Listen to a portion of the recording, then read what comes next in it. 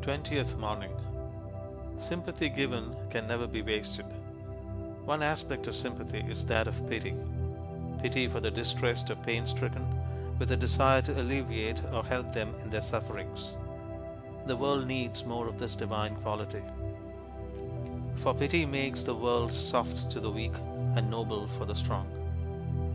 Another form of sympathy is that of rejoicing with others who are more successful than ourselves, as though their success were our own.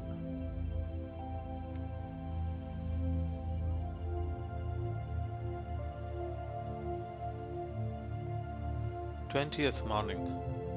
Sympathy given can never be wasted. One aspect of sympathy is that of pity. Pity for the distressed or pain-stricken, with a desire to alleviate or help them in their sufferings. The world needs more of this divine quality. For pity makes the world soft to the weak and noble for the strong.